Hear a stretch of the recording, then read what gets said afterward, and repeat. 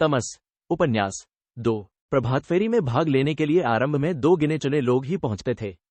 बाद में गलियां और बाजार लांघते हुए जिस किसी का घर रास्ते में पड़ता वह तोंद खुजलाता, जम्हाया लेता साथ में शामिल हो जाता था। हवा में अभी खुशकी थी। रात को कमरे के अंदर सोते थे, फिर भी सुबह सुबह कंबल ओढ़ने की जरूरत रहती थी। प्रभात फेरी में शामिल होने वाले बड़ी उम्र के लोग कंटोपे चढ़ाकर आते थे। शेखोवाले बाग की घड़ी ने 4 बजाए। कांग्रेस कमेटी के दफ्तर के सामने सड़क पर केवल 2-3 व्यक्ति खड़े अन्य सदस्यों की राह देख रहे थे। खुफिया पुलिस के 2 सिपाही साधारण कपड़े पहने थोड़ी दूरी पर अभी से खड़े थे। तभी दूर अंधेरे में रोशनी नजर आई। कोई आदमी हाथ में हरिकेन लैंप उठाए बड़ा बाजार का मोड़ काटकर उस ओर आने लगा था। लैंप की रोशनी के दायरे में उस आदमी का केवल पाजामा ही नजर आ रहा था। लगता था धड़ के बिना 2 टांगे चली आ रही हैं। लो बख्शी जी आ गए, दूर से पाजामा पहचानकर अजीज बोला। बख्शी जी कहा करते थे, 4 बजे का मतलब है 4 बजे, न 1 मिनट इधर न 1 मिनट उधर। पर आज वह स्वयं लेट आ रहे थे। बख्शी जी ही थे, बलगमी शरीर वाले जिला कांग्रेस कमेटी के सेक्रेटरी। उम्र रसीदा आदमी, देह शिथिल पड़ गई थी, पर वह न आए तो कोई भी नहीं आएगा। प्रभात फेरी के लिए कोई पहुंचेगा ही नहीं। उनके नजदीक पहुंचने पर अजीज ने छूटते ही शेर पढ़ा। मुल्ला मियां मिशालची तीनों एक समान, लोका नू दस्सन चाणना, आप हनौ जान। बख्शी ने नजदीक पहुंचकर अपनी सफाई में कहा, रात देर से सोए, सुबह नींद ही नहीं खुली। फिर दुआ सलाम करने के बाद छूटते ही बोले, मास्टर रामदास नहीं आया। जवाब अजीज ने दिया, वह गाय दुहकर आएगा, इससे पहले थोड़े ही आएगा। जब तनख्वाह बढ़वानी थी तब तो रात के 11 बजे भी बुलाओ तो आ जाता था। अब तनख्वाह बढ़ गई है, उसे क्या गर्ज पड़ी है कि वक्त पर आए। दूर अंधेरे में नए मोहल्ले की ओर से ऊंचे लंबे कद का एक आदमी सिर से पांव तक सफेद कपड़ों में मलबूस ढलान चढ़कर सामने की ओर से आता नजर आया। लो देखो आ गए जिनके पल्ले सच है। मेहता जी, तुम सचमुच लीडर लगते हो। मेहता जी ने पास आकर और लोगों के बारे में दरियाफ्त किया कि अजीत सिंह पहुंचा है या नहीं। देसराज, शंकर, मास्टर रामदास, सभी कहाँ हैं। फिर बख्शी जी की ओर मुखातिब होकर बोला, मैंने कहा था 4 बजे का वक्त देना ठीक नहीं प्रभात फेरी के लिए। 4 बजे का वक्त दोगे तभी कहीं 5 बजे प्रभात फेरी पर निकल सकोगे। बख्शी जी ने जवाब दिया, 5 का वक्त देते तो धूप निकल आने पर भी लोग इकट्ठे नहीं हो पाते। खुद तो देर से आते हो और हमें कहते हो यह वक्त नहीं देना चाहिए, वह वक्त नहीं देना चाहिए। कहते हुए बख्शी जी ने चादर के नीचे वास्कट की जेब में हाथ डालकर सिगरेटों की डिब्बी निकाली। अजीज ने मेहताजी से फिर चुटकी ली, दूर से आप सचमुच लीडर लगते हो मेहताजी। मेहताजी गंभीर भाव से मुस्कराए, फिर धीमे से अजीज के कंधे पर हाथ रखकर बोले, उस दिन मोटरों के अड्डे पर खड़ा था तो आदमी दूसरे से पूछने लगा, क्या वह जवाहरलाल नेहरू खड़ा है। और मेहताजी ने दोनों हाथों से अपनी गांधी टोपी का जाविया थोड़ा टेढ़ा करते हुए कहा, बहुत लोगों को मुगालता हो जाता है। आप किसी से कम हैं मेहताजी। वाह वाह, आपकी अपनी शख्सियत है। मैं कद में उनसे थोड़ा लंबा हूं, मेहताजी ने संजीदगी से कहा। नहाकर आए हो मेहताजी, कश्मीरी लाल बोला। वाह, ये भी कोई पूछने की बात है। मैं सदा नहाकर आता हूं, गर्मी सर्दी मेरा यह नियम है। प्रभात फेरी पर तो नहाए बिना किसी को आना ही नहीं चाहिए। कश्मीरी लाल, तू अपनी बता, तूने मुंह भी धोया है या नहीं। तभी दूर ढलान की ओर से फिर आवाज आई, left left right, left left. लो जर्नैल भी पहुंच गया है, बख्शी जी ने कहा और सभी हंस पड़े। लैंप की रोशनी सबसे पहले उसके फटे जूतों पर पड़ी। कुछ पता नहीं चलता था कि वे स्लीपर थे या जूते थे। जूतों के लगभग 6 इंच ऊपर खाकी पतलून शुरू होती थी, उसके ऊपर खाकी कोट जिस पर गांधी और नेहरू के जितने तमगे जर्नैल को मिल सकते थे उसने लगा रहे थे। साथ में रंगीन थिगलियां, डोरे, सूखे हुए बुड़ू शरीर पर मुचड़ा हुआ खाकी कोट लटक रहा था। ऊपर खसखस दाढ़ी नूची खुची और सबसे ऊपर मूंगिया रंग की पगड़ी। जर्नैल ही एक ऐसा आदमी था जो आंदोलन हो या न हो, जेल जाता रहता था। जलसे हो या न हो, शहर में स्वयं तकरीरें करता फिरता था। हर आए दिन शहर में कहीं न कहीं उसकी पिटाई हो जाया करती थी। बगल में छोटा सा बेत दबाए वह सदा कभी एक मोहल्ले में, कभी दूसरे मोहल्ले में घूमता नजर आता था। मुनादी करने के लिए तांगा निकलता तो तांगे में बैठने वाले 3 आदमियों में से एक आदमी जरूर जर्नैल हुआ करता था। जलसा शुरू होने पर सबसे पहले जर्नैल की तकरीर होती थी जिसमें उसकी खोखली फुसफुसाती आवाज केवल आगे बैठे चंद आदमियों तक ही पहुंच पाती थी। जर्नैल के पहुंचते ही कश्मीरी लाल ने चुटकी ली, जर्नैल, कल जलसे में से भाग क्यों गए थे। जर्नैल ने आवाज पहचान कर अपनी छोटी छोटी आंखों से कश्मीरी लाल को घूर कर देखा और बेत बगल में दबाते हुए बोला, मैं सुबह सुबह तुम जैसे आदमी के मोह नहीं लगना चाहता। दूर रहो तुम। बख्शी ने कश्मीरी लाल को रोका। ये कौन सा वक्त है छेड़खानी करने का? बस चुप रहो तुम। पर जर्नैल बिफर उठा था। मैं तुम्हारा पर्दाफाश करूंगा। तुम्हारा कम्युनिस्टों के साथ उठना बैठना है।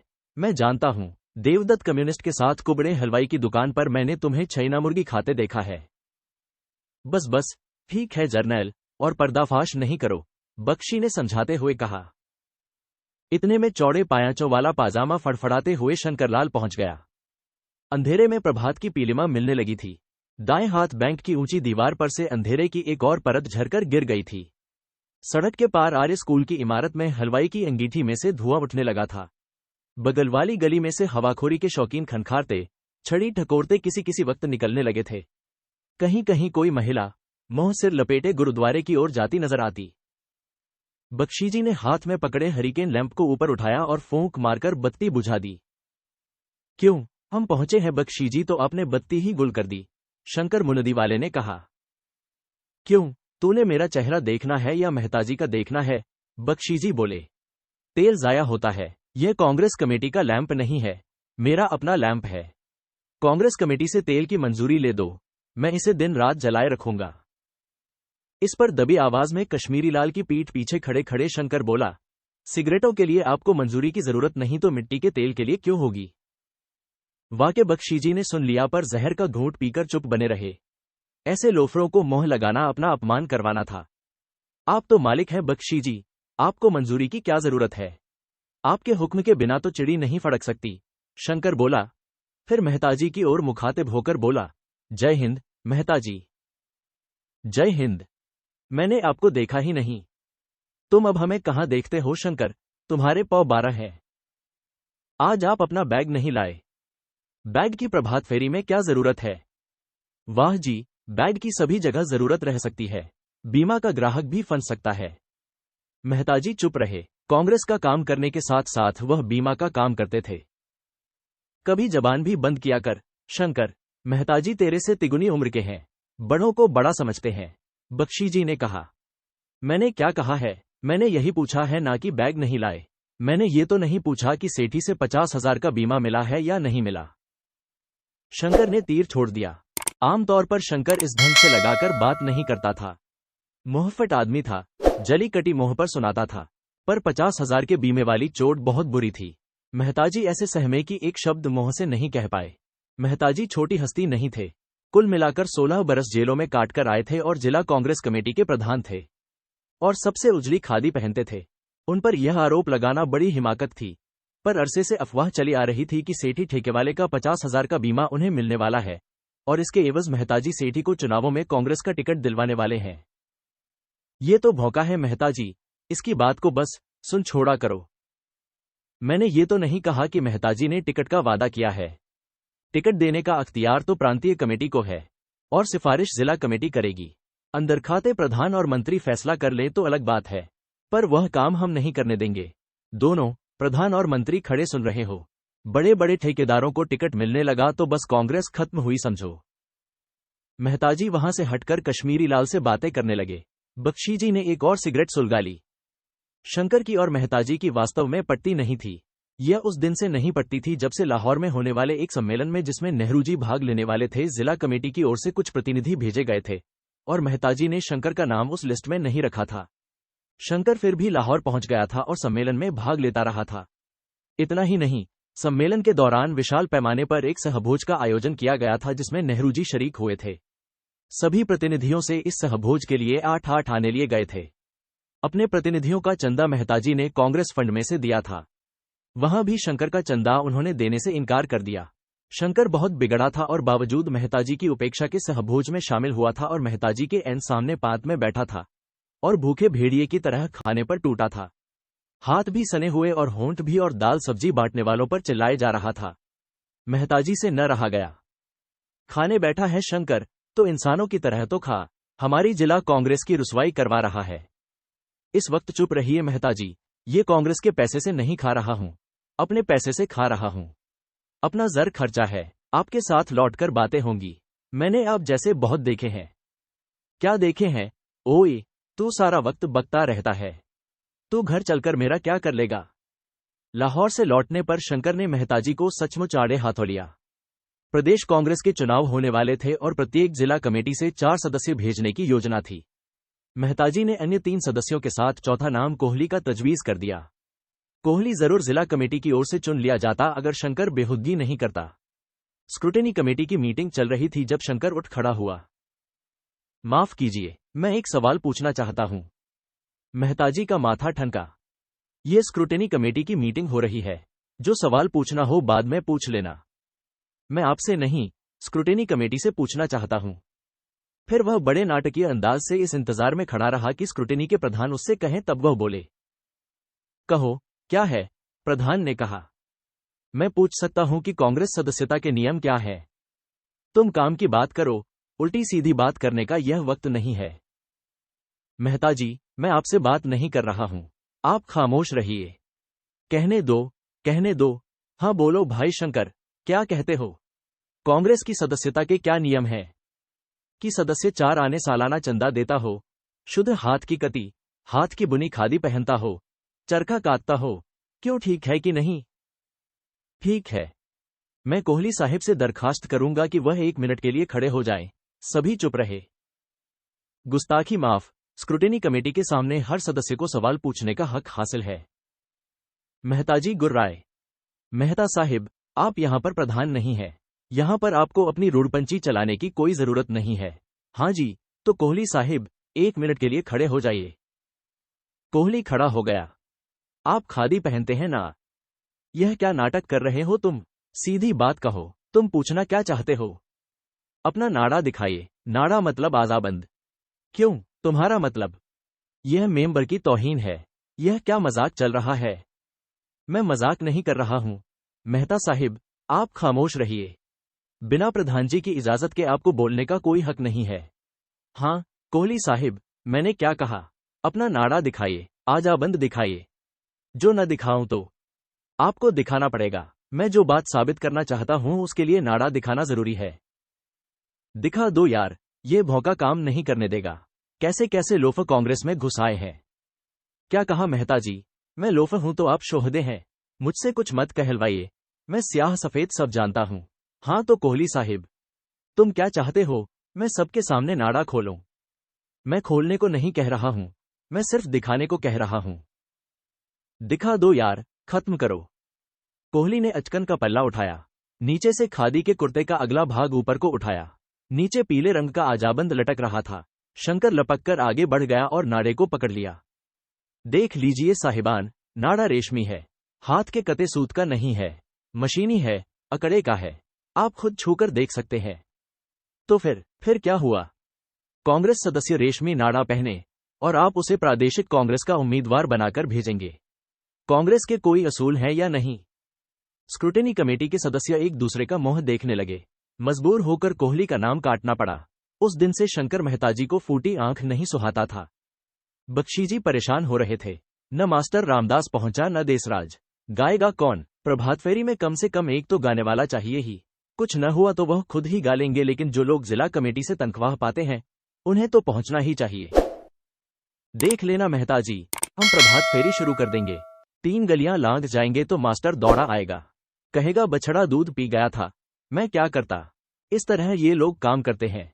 फिर अन्य सदस्यों को संबोधित करके बोले, कश्मीरी लाल, अब और इंतजार नहीं किया जा सकता, शुरू करो तुम। पर कश्मीरी लाल को लोगों की टांग खींचने में मजा आता था। झट से जर्नैल की ओर मुखातिब होकर बोला, तकरीर करो जर्नैल, तकरीर करो। प्रभात फेरी शुरू करने से पहले तकरीर होनी चाहिए। जर्नैल को और क्या चाहिए? फौरन छड़ी झुलाता, लेफ्ट राइट करता सड़क के किनारे एक पत्थर पर खड़ा हो गया। यह क्या कर रहे हो कश्मीरी लाल? यार कोई वेला वक्त देखा करो, बख्शी ने खींचकर कहा। तुम नहीं चाहते प्रभात फेरी हो तो सीधा कहो। फिर जर्नैल की ओर बढ़ाए, लेकिन जर्नैल तकरीर शुरू कर चुका था। साहिबान, कोई नहीं साहिबान वाहिबान, नीचे उतर आओ। बख्शी ने हाथ झुलाकर कहा, उतारो यार इसे, क्यों तमाशा करवाते हो सुबह सुबह? मेरी जबान कोई बंद नहीं कर सकता, जर्नैल ने पत्थर पर खड़े खड़े कहा और तकरीर शुरू कर दी। साहिबान, अपनी खर्ज फुसफुसाती आवाज में जर्नैल बोलने लगा। जर्नैल की उम्र 50 के कुछ ऊपर रही होगी, पर बरसों की जेल के बाद उसके शरीर में कुछ रह नहीं गया था। जहां शहर के अन्य कांग्रेसियों को कम से कम बी क्लास मिलता था, जर्नैल को हमेशा सी क्लास में डाला जाता रहा, जिससे वह बीमार भी पड़ता रहा और बालू से भरी रोटी भी खाता रहा। पर जर्नैल ने न तो तौबा की, न ही अपनी जर्नैली वर्दी को छोड़ा।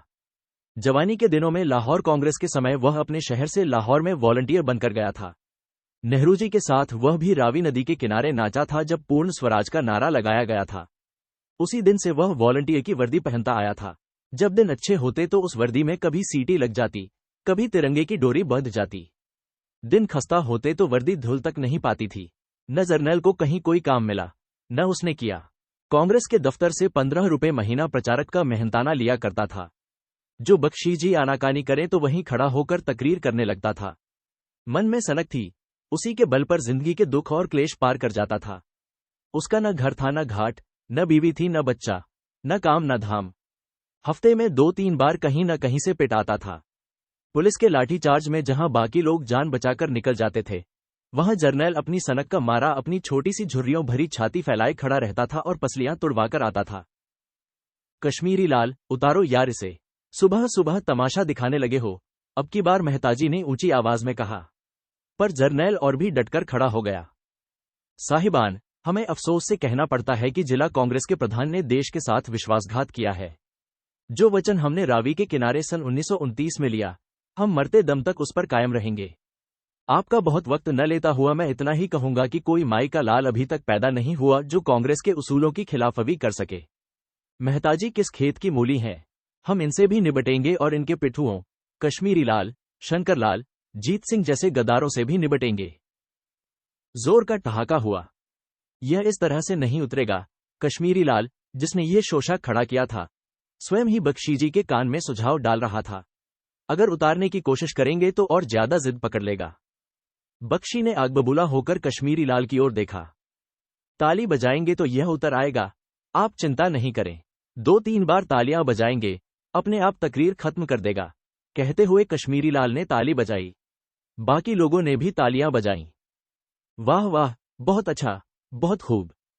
साहिबान, मैं आपका ज्यादा वक्त न लेता हुआ आपका शुक्रिया अदा करता हूं जो आपने इतने सब्र और संतोष के साथ मेरे इन टूटे फूटे लफ्जों को सुना। मैं आपको यकीन दिलाता हूं कि वह दिन दूर नहीं है जब हिंदुस्तान आजाद होगा। कांग्रेस अपने मकसद में जरूर कामयाब होगी। जो शपथ मैंने रावी के किनारे। खूब खूब, बहुत खूब। कश्मीरी लाल ने फिर ताली बजाई। साहिबान, मैं आपका शुक्रिया अदा करता हूं। मैं आपके सामने फिर किसी दिन हाजिर होऊंगा। अब आप मेरे साथ मिलकर नारा लगाइए, इनकलाब। 2-4 आवाजें जवाब में उठीं, जिंदाबाद। क्यों, रोटी नहीं खाते हो? जोर से नारा लगाओ, इनकलाब। ऊंची आवाज में जवाब आया, जिंदाबाद। और जर्नैल बैंत बगल में दबाकर पत्थर पर से नीचे उतर आया। जिंदाबाद। एक आवाज ढलान की ओर से भी आई और मास्टर रामदास हांफता हुआ सुबह के झुटपुटे में सामने आया। यह कोई वक्त है आने का? बख्शीजी ने गुस्से से कहा। जवाब कश्मीरी लाल ने दिया, बछड़ा दूध पी गया था, इस कारण देर हो गई। सभी हंसने लगे, पर मास्टर रामदास संजीदा आवाज में बोला, आज प्रभात फेरी नहीं होगी। क्यों? आज तामीरी काम का जो फैसला हुआ है। तामीरी काम का किसने फैसला किया है? मुझे गोसाई जी ने कल रात कहा था कि इमामदीन के मोहल्ले के पीछे धोख में गलियां साफ करेंगे। देर से आए हो और अब बहाना बना रहे हो। क्यों? मैं तो झाड़ बेलचे भी वहां पहुंचा आया हूं। कुछ रात को पहुंचाए थे, कुछ आज सुबह ले गया था। फिर वह स्वयं ही गिनाने लगा। 5 बेलचे, 12 झाड़, 3 गेंतियां और 5 कड़ाहियां मैं रात को ही पहुंचा आया था। शेर खान के घर पर सब सामान रखा है। हमें तो किसी ने नहीं बताया, इसीलिए तो मैं भागा आ रहा हूं। मैं जब पहले आया था तो यहां कोई भी नहीं था। धोप की नालियां साफ होंगी। तेरा दिमाग खराब है? कश्मीरी लाल ने पूछा। वहां पर तो नालियां हैं ही नहीं। हैं क्यों नहीं? कच्ची नालियां हैं, पक्की नहीं। कच्ची नालियां हैं तो बरसों का लसलसा कीच वहां जमा होगा। नालियां कौन साफ करेगा? हम करेंगे। तुम गद्दार हो, जर्नैल ने तुनक्कर कहा। कभी कोई फैसला, कभी कोई। गोसाई जी ने फैसला किया था तो बताया क्यों नहीं? अंधेरा इस बीच छटने लगा था। प्रभात फेरी के लिए इकट्ठे हुए व्यक्ति बड़ा अटपटा महसूस कर रहे थे। चलो, अब यहां से तो निकलो, बख्शी जी ने कहा। और बुझा हुआ लैंप उठाए आगे आए। यहां से गाते हुए चलेंगे। शुरू करो रामदास। जर्नल लेफ्ट राइट कहता आगे चलने लगा। तिरंगा कश्मीरी लाल ने उठा लिया। रामदास ने प्रभात फेरी का पुराना गीत जिससे सदा प्रभात फेरी शुरू की जाती थी और जो कभी भी जम नहीं पाया था अपनी ऊंची बेसुरी आवाज में शुरू किया। जरा भी लगन आजादी दी लग गई जिन्हा दे मन दे विच। चलते कदमों की टाप के साथ साथ मंडली ने पंक्तियां दोहरा दी। रामदास ने अगली दो पंक्तियां उठाईं। ओह मजनू बन फिरदे ने हर सेहरा हर बंदे विच। मंडली ने कुतुबुद्दीन की धोख का रुख किया।